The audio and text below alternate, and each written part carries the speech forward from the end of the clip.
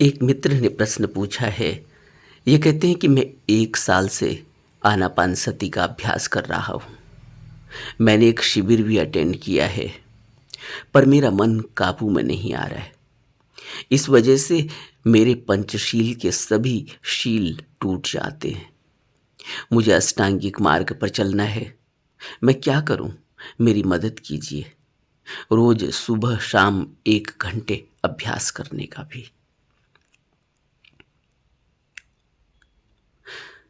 1 साल से आनापानसती का अभ्यास कर रहा हूं, कहते हैं ये, और शिविर भी अटेंड किए, लेकिन मन काबू में नहीं आ रहा है। मन काबू में करने के लिए हमें पहले बाहर से जो भी हम प्रयास कर रहे हैं उसके अलावा अपनी तरफ देखने की भी जरूरत है। हम आनापानसती का अभ्यास कर रहे हैं बाहर से,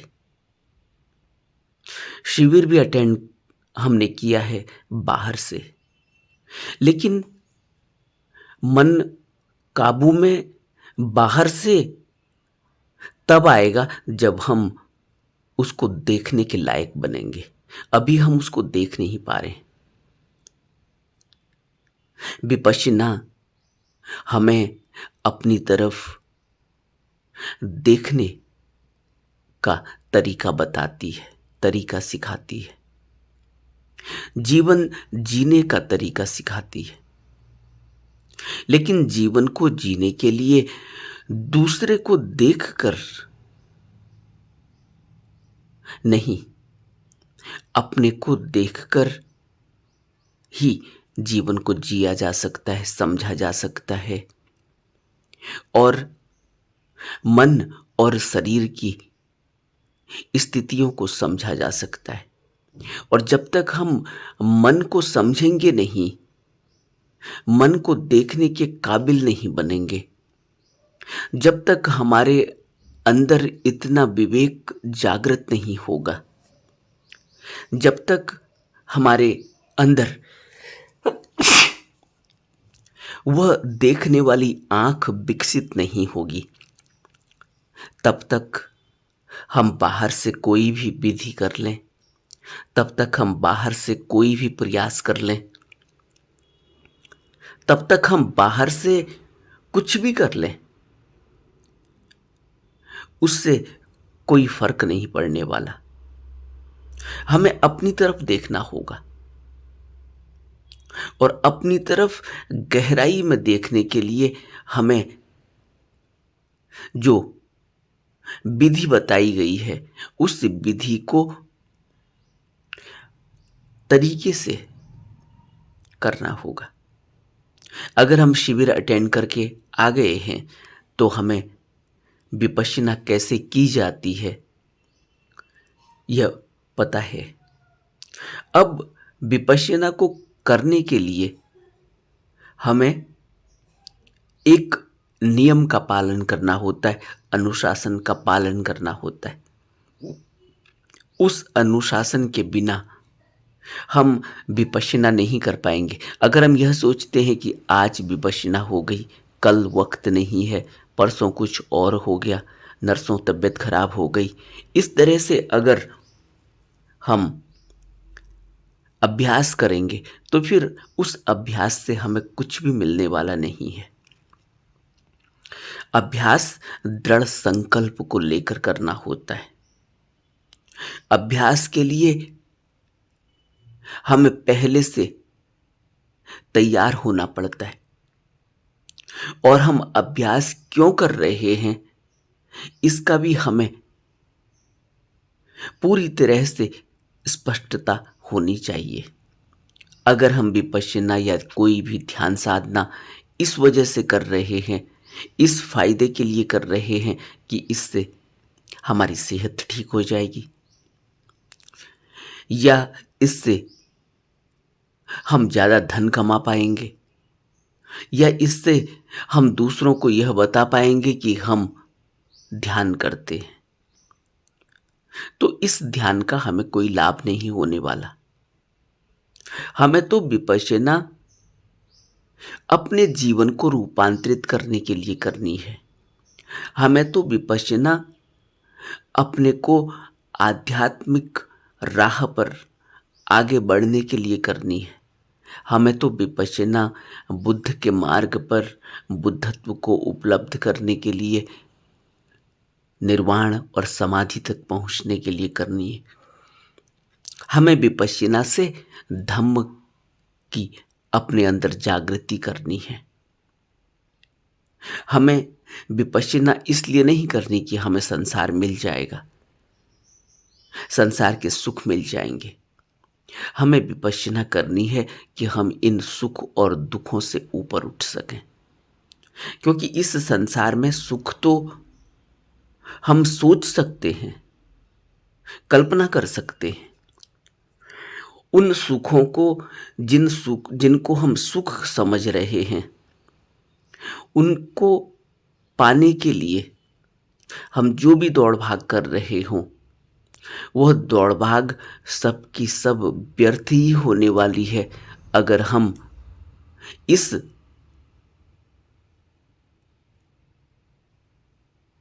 दिमाग से, इस माइंडसेट से विपश्यना कर रहे हैं कि हमें संसार मिल जाएगा, सुख मिल जाएगा। संसार में सुख है नहीं। जिसको हम अभी सुख सोच रहे हैं, यह सुख वक्त के साथ साथ दुख में बदल जाता है।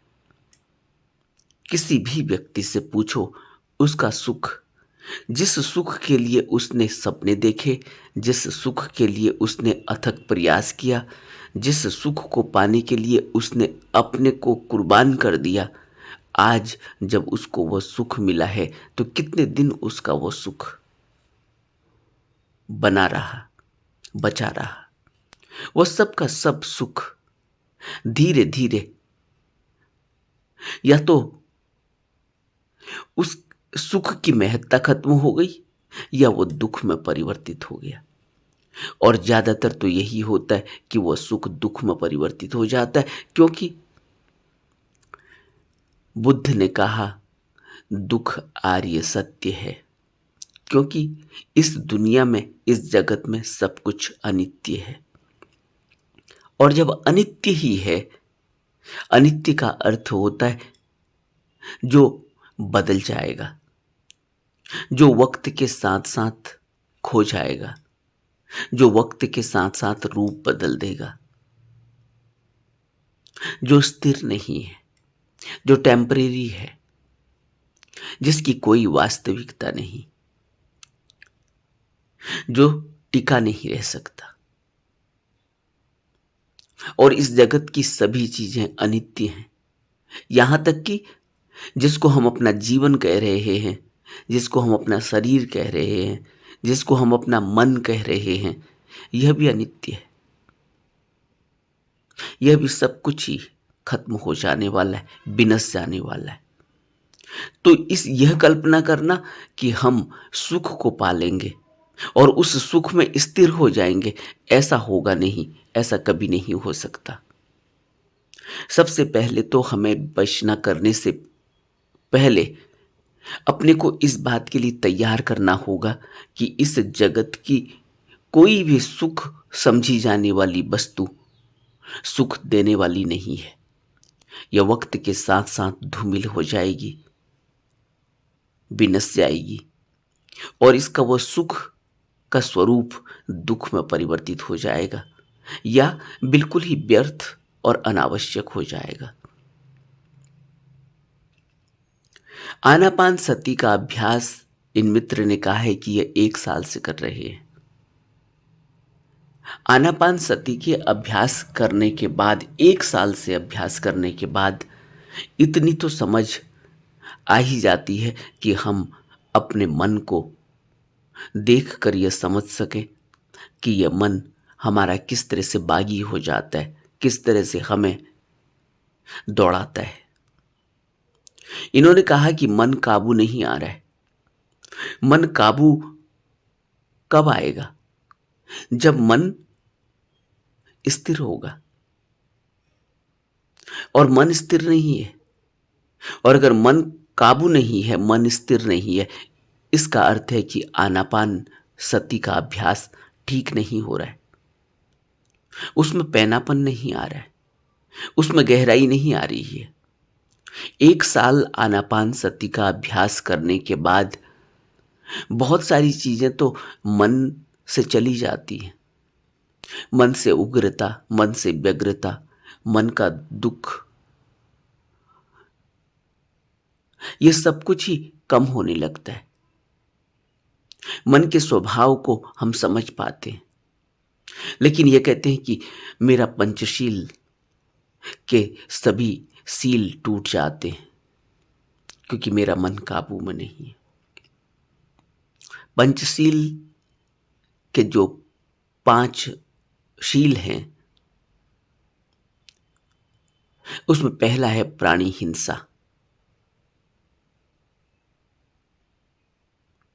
अगर प्राणी हिंसा हमें समझ नहीं आ रही है या प्राणी हिंसा में अभी भी हम कर रहे हैं, प्राणी हिंसा कोई सीधी सीधी बात नहीं है कि हमने किसी को पत्थर उठाकर मार दिया तो हिंसा हो गई। यह बहुत सब्जेक्टिव है, बहुत गहरा अर्थ रखती है। किसी को कटु वचन बोलना यह भी हिंसा के अंतर आता है। किसी को किसी भी प्रकार का नुकसान पहुंचाना यह भी हिंसा के अंदर आता है। इसलिए हमें समझना होगा कि हमारा मन, इसमें लगे हुए संस्कार जो हमें व्यग्र कर देते हैं, व्यथित कर देते हैं, इसका कारण है कि हमारा जो अभ्यास है वो बहुत कमजोर है।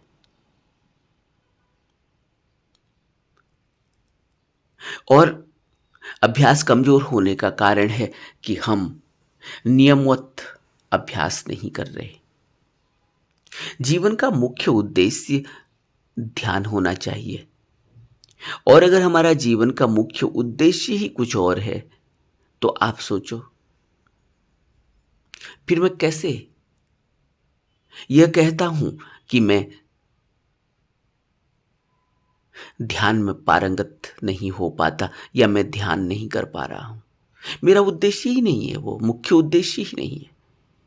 मेरा मुख्य उद्देश्य है धन कमाना, और उस धन कमाने में क्योंकि मन मेरा व्यथित हो जाता है, उग्र हो जाता है, टेंशन में आ जाता है, स्ट्रेस में आ जाता है, दबाव में आ जाता है, मैं इसलिए विपश्यना करता हूं। अगर कोई कहे तो वो व्यक्ति क्या विपश्यना करेगा, जरा सोचो। उसका मुख्य उद्देश्य तो धन कमाना है। विपश्यना तो वो इसलिए कर रहा है कि उसका स्ट्रेस कम हो जाए, टेंशन कम हो जाए, लेकिन मुख्य उद्देश्य तो धन है। इसलिए ऐसी विपश्यना लाभकारी नहीं होती। ऐसी विपश्यना से हमें कुछ नहीं मिलता। हम आज विपश्यना करेंगे, थोड़ा स्ट्रेस कम हो जाएगा, टेंशन कम हो जाएगा, लेकिन मुख्य उद्देश्य तो हमारा काम वासना है। फिर हम काम वासना में लग जाएंगे। 2 दिन हम ध्यान करेंगे, तीसरे दिन फिर हमें काम वासना सताएगी, फिर हम उसके पीछे लग जाएंगे। लेकिन मुख्य उद्देश्य तो काम वासना है। क्योंकि अभी मैं ये समझ ही नहीं पा रहा हूं कि इस काम वासना से मुझे सुख नहीं मिलने वाला, लेकिन मैं अभी यह समझ रहा हूं कि इस काम वासना से सुख मिलेगा। और बुद्ध कह रहे हैं कि दुख आर्य सत्य है, तुम्हें सुख नहीं मिल सकता। अभी तुम्हें सुख प्रतीत हो रहा है क्षण भर के लिए, क्षण भर बाद यही सुख दुख में बदल जाएगा। तो फिर क्या यह काम वासना हमारा उद्देश्य होना चाहिए? इसी तरह से धन है। धन जब तक हमारे पास नहीं तब तक हमारा मुख्य उद्देश्य है। धन हमारे पास आते ही और व्यग्रता हमारे अंदर आ जाएगी। फिर हम और उन उलझनों में फंस जाएंगे जिन उलझनों से अभी तक हम बचे हुए थे, जो धन नहीं होने की वजह से हम वह कृत्य नहीं कर पा रहे थे, और वो सभी कृत्य व्यर्थ के हैं। हम क्लब में जाना चाहते हैं, हम पब में जाना चाहते हैं, हम बार में जाना चाहते हैं, हम वर्ल्ड टूर करना चाहते हैं, और क्या मिलता है? आदमी वहाँ जाकर भी पैसे गिनता है, कभी होटल का किराया देख रहा है, कभी खाना सही नहीं मिल रहा है, उस वजह से परेशान है, कहीं उसे प्रॉपर कन्वेंस नहीं मिल रहा है, इस वजह से परेशान है, कभी उसकी फ्लाइट डिले हो गई तब परेशान है। उसकी परेशानी बढ़ती ही जाती है और वो तलाश में है सुख की। वहाँ भी कोई उसके साथ व्यवहार वैसा नहीं करता जैसा वो सोच रहा है, तब वो दुखी हो जाता है। कैसे-कैसे लोग हैं दुनिया में, वो जाते हैं छुट्टियों में छुट्टी मनाने के लिए, दूसरे हिल स्टेशनों में जाते हैं और कोई पिकनिक स्पॉट पर जाते हैं। वहाँ भी आपस में अपनी फैमिली से झगड़ पड़ते हैं, मनमुटाव हो जाता है, बातचीत बंद हो जाती है। वही काम वो घर में भी कर रहे थे, वही काम वो वहाँ भी कर रहे हैं। इस तरह से हमारा मन बेकाबू, क्योंकि मन का उद्देश्य तो ध्यान कभी रहा ही नहीं, मन का उद्देश्य तो है भोग विलास। ध्यान तो हमारा मुख्य उद्देश्य नहीं होने की वजह से उसमें कोई रस आता भी नहीं, वो लगता भी नहीं, उससे कुछ फायदा भी नहीं मिलता। तो सबसे पहले यह समझना होगा कि ध्यान हमारे जीवन का मुख्य उद्देश्य है, क्योंकि ध्यान से हमें वह मिलेगा जो नित्य है, जो स्थिर है, जो सुख और दुख के दायरे में नहीं आता। वह सुख और दुख के दायरे से ऊपर की अवस्था होती है आनंद की, जो नित्य बना रहता है। अभी हमें जो सुख और दुख की अवस्था है, वहां सबसे बड़ा जो रोग हमें सता रहा है वह है डर, वह है मौत। हर एक मौत से डरता है, मौत से घबराता है, मरना नहीं चाहता। और यह डर, यह भय हमें या तो उससे विमुख करती है, उससे मुंह मोड़ने को मजबूर कर देती है, और या फिर हम उसको भूलना चाहते हैं, सुख की तलाश करते, ताकि कम से कम यह बात भूली रहे। लेकिन कहाँ भूल पाएंगे? शादी होती है, शादी होने के तुरंत बाद ही एक डर बैठ जाता है, कहीं पति को कुछ ना हो जाए, कहीं पत्नी को कुछ ना हो जाए, कहीं कोई बीमारी न लग जाए। बच्चा होता है, तुरंत एक डर बैठ जाता है, कहीं इसको कुछ हो न जाए, कहीं बीमार ना हो जाए।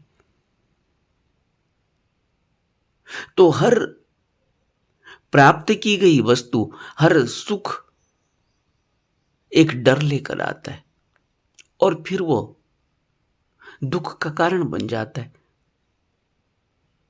आप किसी भी अपने सुख को देखें, वो दुख और डर का कारण बन जाएगा।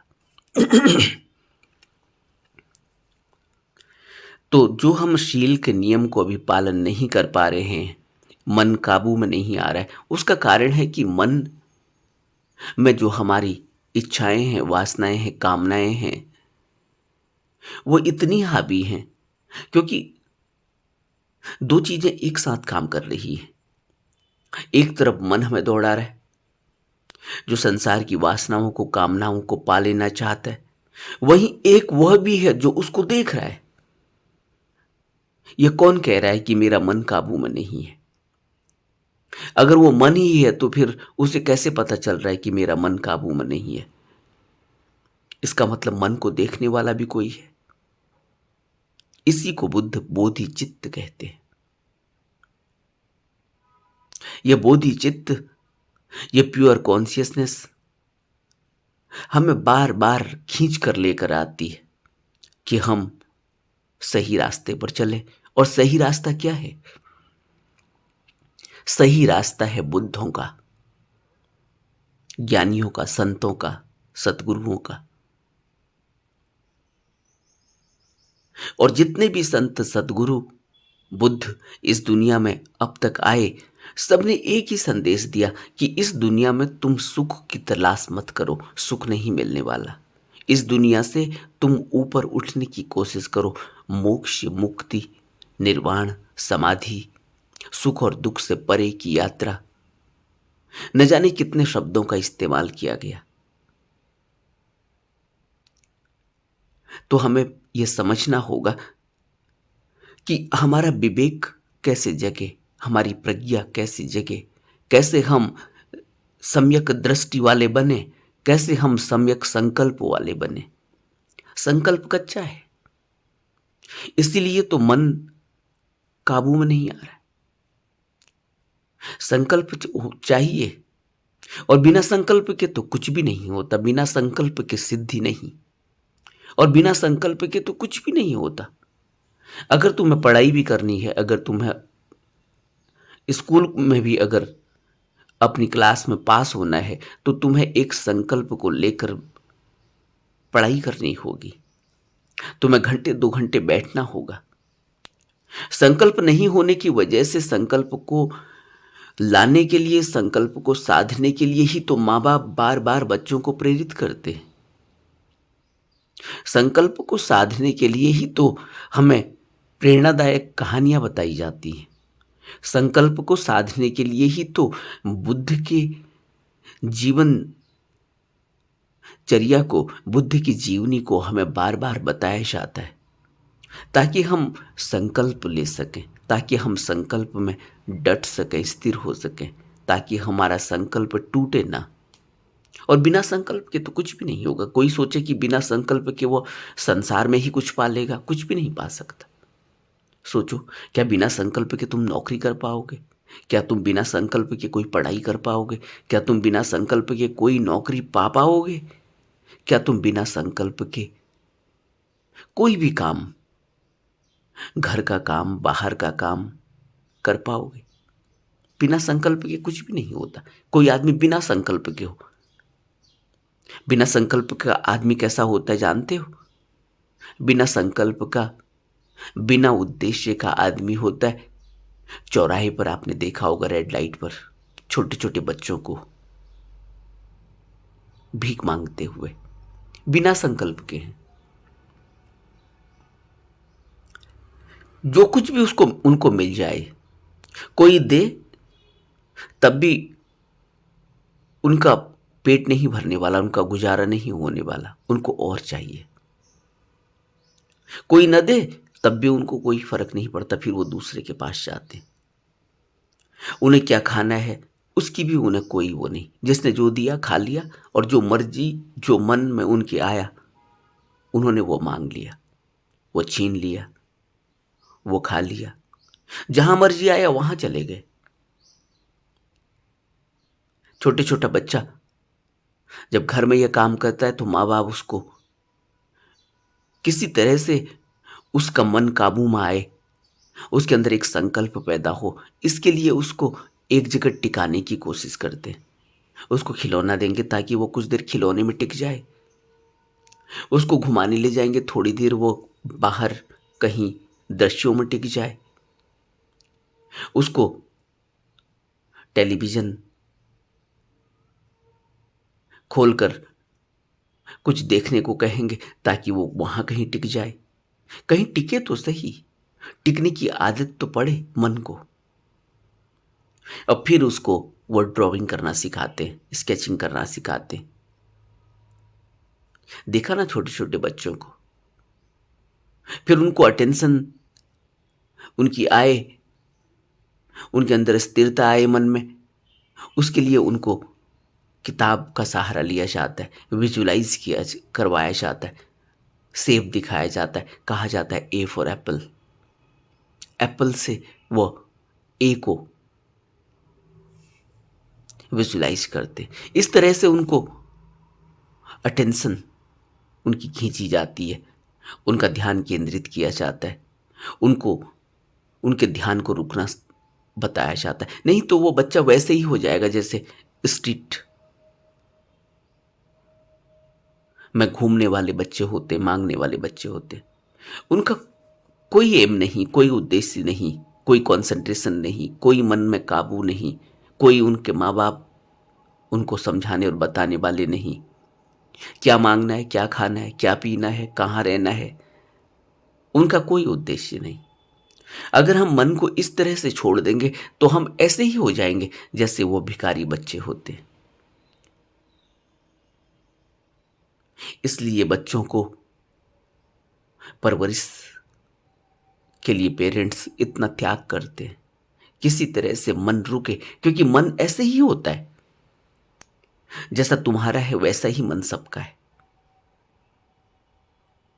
और अगर तुम आनापानसति के अभ्यास से इसको रोकने की कोशिश कर रहे हो तो समझो कि कहीं ना कहीं अभ्यास में गलती हो रही है, कहीं ना कहीं हमारा संकल्प नहीं है, कहीं ना कहीं हम उस अभ्यास को पूरा वक्त नहीं दे रहे। और शील के नियमों को पहले समझना होता है। हिंसा नहीं करनी है, क्यों नहीं करनी, इसके कारणों को समझो। हिंसा से एक ऐसा संस्कार विकसित होगा, एक ऐसा मन विकसित होगा जो हमें कभी भी मार्ग पर चलने नहीं देगा, जो कभी भी हमें सुख नहीं दे सकता, जिसने हमें दुख ही देना है। जिस व्यक्ति को दूसरे के पैसे छीनने की आदत पड़ जाए, दूसरे से मिथ्याचरण की आदत पड़ जाए, दूसरे से झूठ बोलने की आदत पड़ जाए, जिस व्यक्ति को काम वासना की आदत पड़ जाए, वो इधर उधर उसकी आंखों में काम वासना बस जाए, जिस आदमी को नशे की आदत पड़ जाए, इसके परिणाम क्या होते हैं?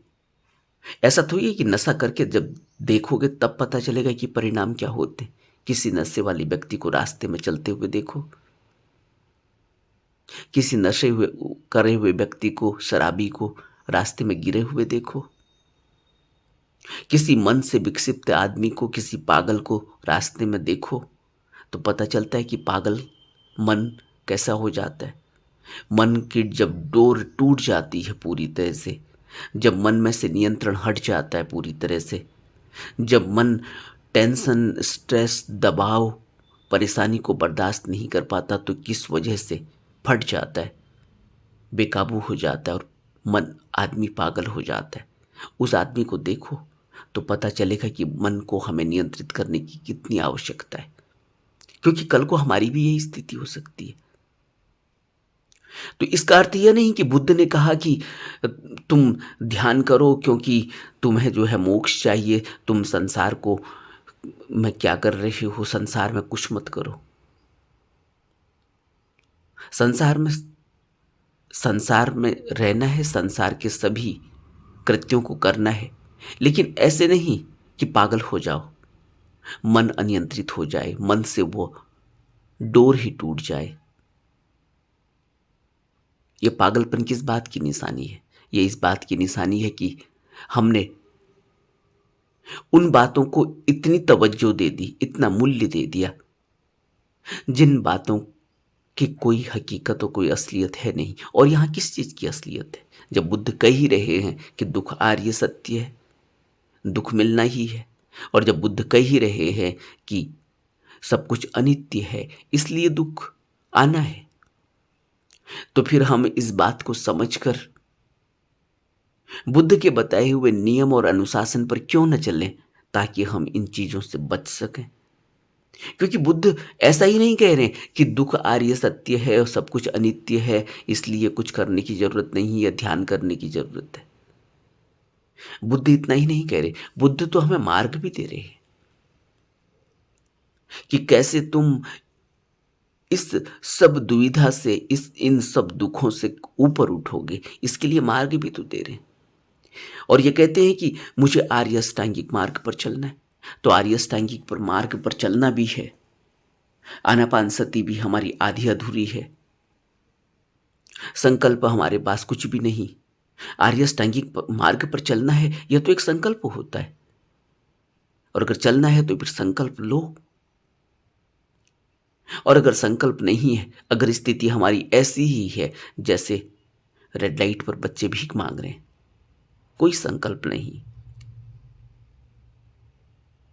तो फिर हमारा जीवन अगर उसमें दुख ना होगा तो क्या होगा? जरा सोचो। उन बच्चों से हम क्या उम्मीद कर सकते हैं? वो बच्चे बचपन से ही नशा करने लगते हैं, कुछ भी खा लेते हैं, किसी का कुछ भी छीन लेते हैं, और हिंसा, किसी को भी मार मार देंगे, पत्थर मार देंगे, कुछ और औजार से मार देंगे, झगड़ा फिसाद करेंगे, चोरी करना शुरू कर देंगे, क्योंकि उनका उद्देश्य कुछ भी नहीं है।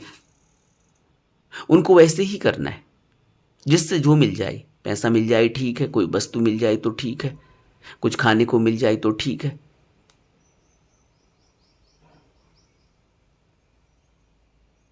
लेकिन ऐसे अगर हम जीवन जिएंगे बिना संकल्प के, बिना उद्देश्य के, तो भले ही हम खूब पैसा कमा लें,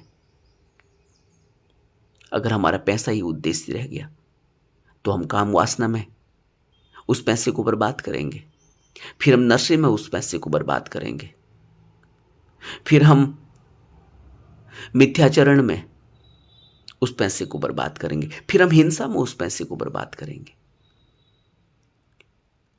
और अगर हम काम वासना में हमारा उद्देश्य है तो फिर भी हमें पैसा चाहिए, फिर हम पैसे के लिए सब कुछ करेंगे, चोरी भी करेंगे, मिथ्याचरण भी करेंगे, झूठ भी बोलेंगे, हिंसा भी करेंगे और नशा भी करेंगे। ये सब एक दूसरे से जुड़े हुए हैं। तो हमें समझना होगा कि हम शील का पालन क्यों करते, बुद्ध ने शील का पालन क्यों बताया, ज्ञानियों ने हमें यह नियम क्यों दिए होंगे। और अगर अष्टांगिक मार्ग पर चलना है तो उसके लिए फिर एक संकल्प लेना होगा। यह समझना होगा कि अब तक मैंने जीवन में जो भी सुख खोजे, पाए, उनको पा लेने के बाद क्या मैं सुखी हुआ? तो मैं क्या कल्पना कर रहा हूं आगे को, कि मैं आगे को और कुछ सुख पालूंगा तो सुखी हो जाऊंगा। और जो मेरा मन नहीं लग रहा है, क्योंकि मेरे मन में संकल्प नहीं है, तो उसको संकल्प देना होगा कि अष्टांगिक मार्ग क्या है जिस पर मैं चलना चाहता हूं, इससे मुझे क्या मिलेगा। बुद्ध कहते हैं ये दुख निरोध गामिनी प्रतिपदा है, यानी जो दुख है इस संसार में वो दूर करने के लिए एक मार्ग है, वह है आर्य अष्टांगिक मार्ग। कैसे दुख दूर होता है? क्योंकि हम व्यर्थ की बकवास नहीं करते, क्योंकि हम अब सम्यक दृष्टि से देखते हैं। अब हम कुछ भी कृत्य करते हैं उससे पहले देखते हैं ध्यान से कि यह कृत्य करने से कुशल होगा या अकुशल होगा, इससे क्या फायदा होगा, क्या नुकसान होगा। और फायदा यहां सिर्फ धन का नहीं है, फायदा यह है कि क्या मेरी आध्यात्मिक उन्नति इस कृत्य को करने से होगी, और क्या काम वासना करने से आध्यात्मिक उन्नति होती है। बुद्ध अपने भिक्षुओं को स्पष्ट संदेश देते थे कि एक भिक्षु मैथुनचर्य के कृत्य में नहीं उलझता।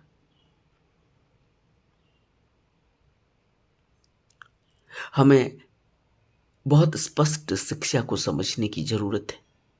जब तक हम बुद्ध की शिक्षा को स्पष्ट रूप से नहीं समझेंगे, तब तक हम ऐसे ही भ्रम और संकल्पों में उलझ जाएंगे, व्यर्थ के संकल्पों में उलझ जाएंगे, रिचुअल्स में उलझ जाएंगे। बुद्ध किसी प्रकार का रिचुअल नहीं देते, किसी भी प्रकार के रीति रिवाज में हमें नहीं उलझाते। हमें तो सभी प्रकार के रीति रिवाजों से, आडंबरों से, ढकोसलों से दूर रहने की सलाह देते। अगर आर्य अष्टांगिक मार्ग पर चलना है तो फिर अष्टांगिक मार्ग को समझना होगा, व्यर्थ की बकवास में नहीं उलझना, राजनीतिक झगड़ों से में नहीं फंसना, व्यर्थ की डिस्कशन में नहीं उलझना, व्यर्थ की चुगली, निंदा, कटुवचन में नहीं उलझना। सम्यक कर्मांत, कर्म वह करने जो कुशल हों, जिससे मैं आध्यात्मिक मार्ग पर चल पाऊं, वह कर्म मुझे आध्यात्मिकता की ओर ले जाए। और काम वासना कभी आध्यात्मिकता की ओर नहीं ले जाती, नशा कभी आध्यात्मिकता की ओर नहीं ले जाता। प्राणी हिंसा कभी आध्यात्मिकता की ओर नहीं ले जाती। अगर कोई कहे मैं आध्यात्मिक हूं और वो दूसरे के पैसों को मारे, दूसरों को पूरा पैसा न दे, दूसरे की जेब से पैसा कैसे हड़प सकते हैं, कैसे धोखा दिया जा सकता है, अगर यह तरकीब निकाल रहा है तो वह व्यक्ति हिंसा कर रहा है। अगर कोई व्यक्ति कटु वचन बोल रहा है और वो ये सोचे कि वो आध्यात्मिक मार्ग पर चलेगा, नहीं चल सकता। तो हमें समझना होगा, सम्यक आजीविका, हमें जो आजीविका करनी है वो सम्यक करनी है, वो कुशल होनी चाहिए, वो मेहनत से होनी चाहिए। उसमें किसी भी प्रकार का कोई ऐसा रोष, द्वेष, ईर्ष्या, मिथ्याचरण, झूठ नहीं होना चाहिए। वह जिस तरह से बुद्ध ने जीवन जिया है उस तरह से होनी चाहिए। सम्यक समाधि, सम्यक व्यायाम, सम्यक स्मृति। स्मृति को जगाना होगा, होश को जगाना होगा, होशपूर्वक जीवन जीना होगा, होशपूर्वक चलना होगा, होशपूर्वक खाना होगा। यह अभ्यास है। और अगर हम बेहोशी में दूसरा कोई देखते हैं, हम जब कोई दोस्त मिल जाता है हम भूल ही जाते हैं, बेहोश हो जाते हैं, कुछ भी बोल रहे हैं, फिर रास्ते में कुछ भी मजाक कर रहे हैं, किसी को कुछ भी कमेंट कर रहे हैं, चलते चलते हम किसी से भी उलझ जाते हैं, झड़प कर लेते हैं। क्यों? क्योंकि अभी हम दोस्त के साथ हैं। अकेले हम होते हैं तो फिर ऐसे दबे दबे से चलते। इससे क्या पता चलता है? इससे यह पता चलता है कि मैं होश में नहीं हूं, मेरी स्मृति नहीं है, मैं नशे में हूं। यह भी एक प्रकार का नशा है, बुद्धि इसको प्रमाद कहते थे। इसलिए सम्यक स्मृति रखनी होगी, हमेशा होश को जगाए रखना होगा। चलते हुए, खाते हुए, बोलते हुए हमारा होश बना रहना चाहिए। ये सब अभ्यास हैं, लेकिन शुरुआत इसकी आनापान सती से ही होती है। लेकिन ये मित्र कह रहे हैं कि हम आनापान सती करते हैं 1 साल से। फिर एक बार आनापान सती को समझो, आनापान सती को नियम से करो, थोड़ा ठहर कर, रुक कर अपने जीवन को देखो, अपने मन को देखो। मन स्थिर होगा आनापान सती से। मन जो बाहर दौड़ता है उसको अपनी सांसों, आती जाती सांस पर टिकाओ, धीरे धीरे वो रुकेगा। अभ्यास को बढ़ाना होगा। अगर मन और जोर मार रहा है तो अभ्यास को बढ़ाना होगा। और अगर हम ये सोचते हैं कि हम 10 मिनट 15 मिनट अभ्यास करें, उस 10-15 मिनट में भी हमारा मन भाग जाता है। मुश्किल से 1 मिनट, आधा मिनट का अभ्यास कभी होता होगा जब मन रुकता होगा, कोई सांस देख लेता होगा। लेकिन यह अभ्यास जैसा नहीं है। अभ्यास के लिए तो कुछ त्याग करना होता है, कुर्बानी देनी होती है, सुबह जल्दी उठना होता है और नियमित अभ्यास करना होता है। 24 घंटे मैं जो भी कृत्य कर रहा हूं दिन भर में, वो मेरे होश में होना चाहिए। इन्होंने प्रश्न पूछा है, मैं क्या करूं? प्लीज मेरी मदद करें। मदद यही है कि तुम जो भी कृत्य करो, खाओ, पियो, सो, बैठो, चलो, बातचीत करो, उसमें इतना होश रखो कि यह जो भी मैं कर रहा हूं, क्या यह मुझे आध्यात्म के रास्ते पर ले जाएगा? फिर कुछ भी गलत नहीं होगा, क्योंकि कोई भी गलत कर्म आध्यात्म की तरफ नहीं ले जाता, वो आध्यात्म से दूर कर देता है। और उद्देश्य मेरा क्या है? अगर मेरा उद्देश्य आध्यात्म है, मुक्ति है, समाधि है, आर्य अष्टांगिक मार्ग है, तो फिर मुझे अभ्यास पर पूरा ध्यान देना चाहिए।